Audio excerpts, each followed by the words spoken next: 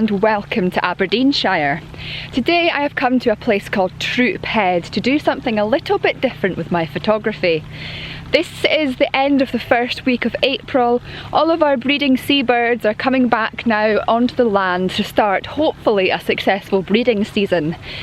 Here at Troup Head, it is home to the largest seabird in Britain, the gannet. Not only that, but this is the only mainland gannet colony in Scotland. It is a pretty special place. They're one of my favourite wildlife to photograph.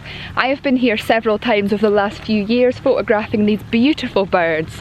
They are so picturesque. This is the first trip I've had here this year. I am really hoping to get some cracking images today. The sun is shining, which was not forecast, but that's just great. Hopefully get some nice blue background, get some nice illuminated gannets, and basically let's just get some images of this stunning seabird and just enjoy the coastal views that surround us here.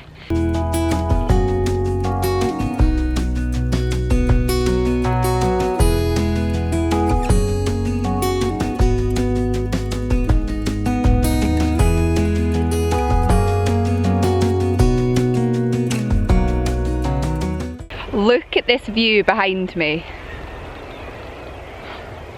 I remember the first time I ever came here. I was so in awe with this place. I was here for hours.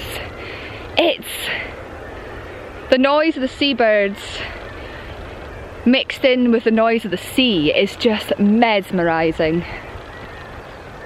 It's so peaceful here.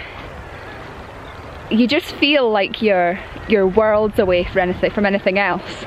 And it's right beside, that's Pennin over there, where I filmed an Explore Scotland video a few weeks ago. If you haven't seen it, please check it out. But when I was down there filming that video, I mentioned how I felt totally cut off there and totally almost isolated from the world, despite this being quite a busy and industrial coastline. And this place here, I mean, yes, it's only a slightly further along the coastline, but you do feel that here as well.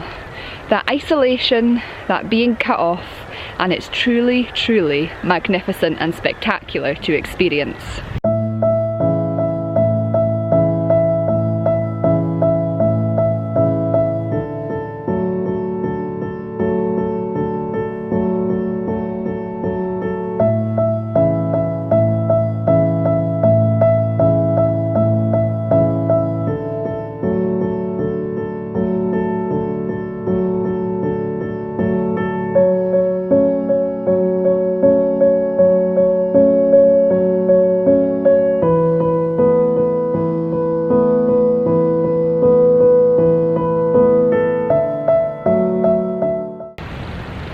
So because I've never done a wildlife photography vlog before, I thought I would sit down before I get started and basically tell you my thought processes when it comes to wildlife photography.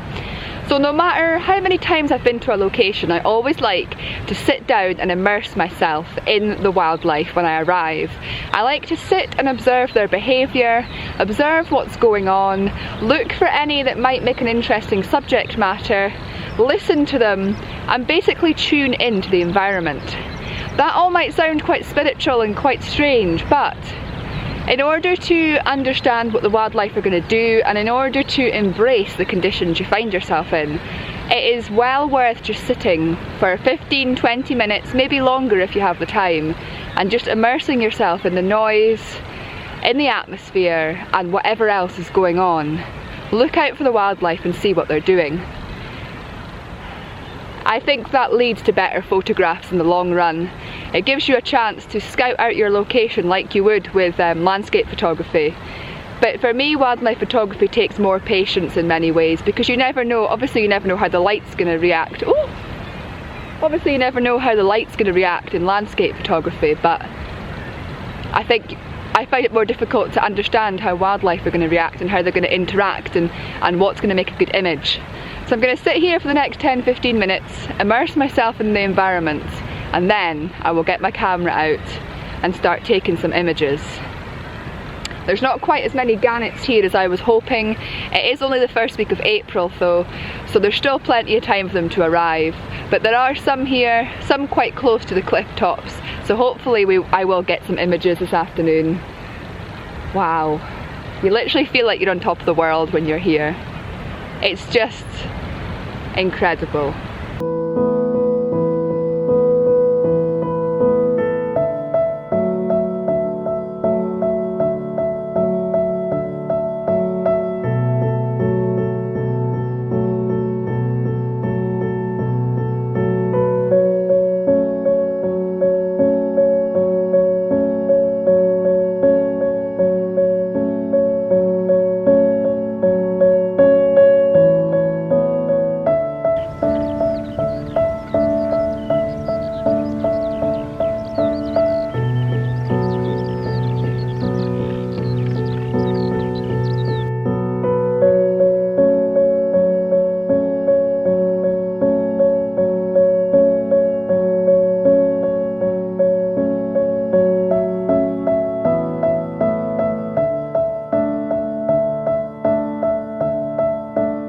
So I found this gannet just perched really near the top of the cliff here.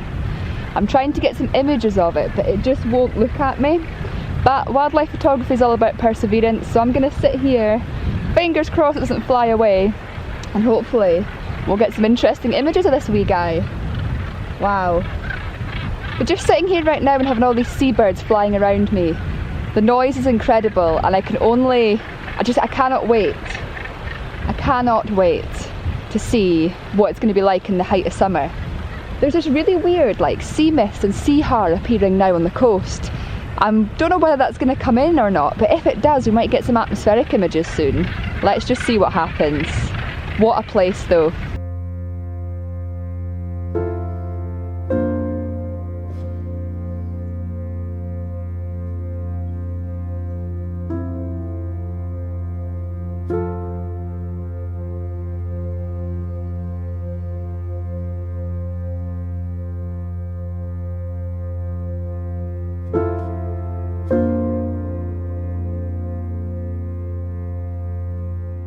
I often wonder when I'm sitting watching seabirds what their story is.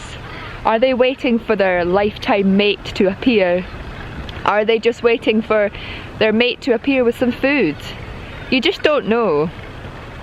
But I often just wonder, what are they thinking? What are they waiting for? They're sitting there looking around, clearly awaiting the arrival of something. It's so fascinating to think about it.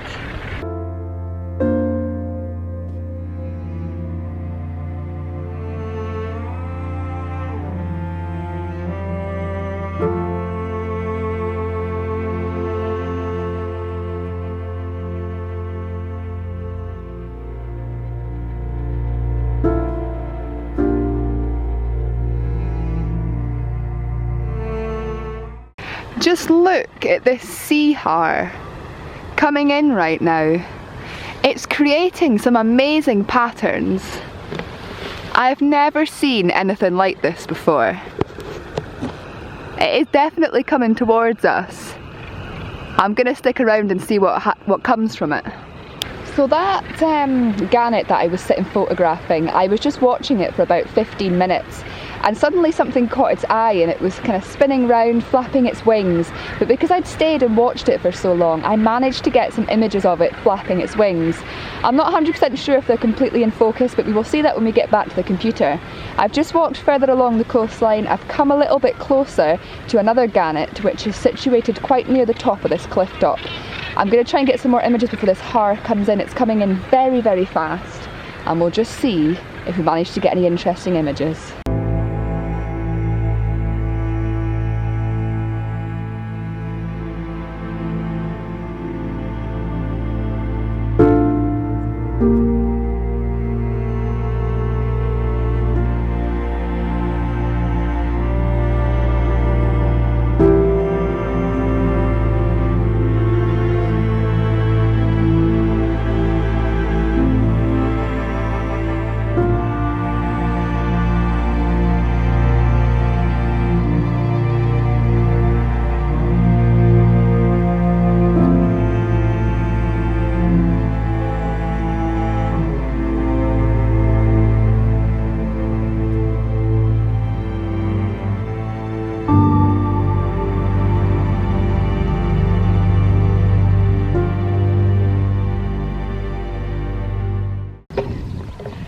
It is getting so cold as this mist comes from the sea.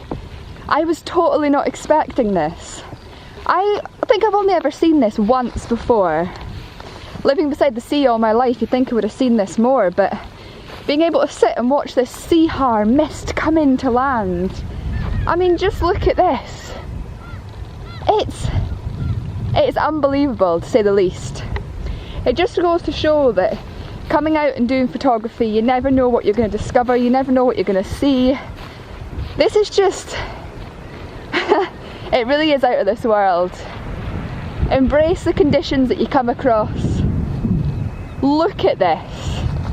It's getting really close here now. I'm going to have to be careful so I can ensure that I can find my way back along this cliff top.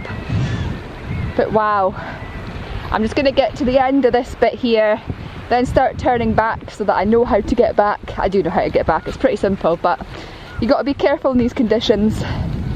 I wonder if it's going to be too misty and murky to get any images, because could you imagine how that mist and that murkiness could transform these images? I find wildlife photography very challenging, more challenging than I ever find landscape photography. But anyway, let's embrace this and let's see if these misty conditions can make some epic photographs.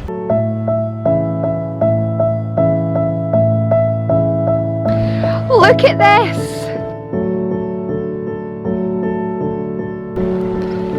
This is the coolest thing I've ever witnessed.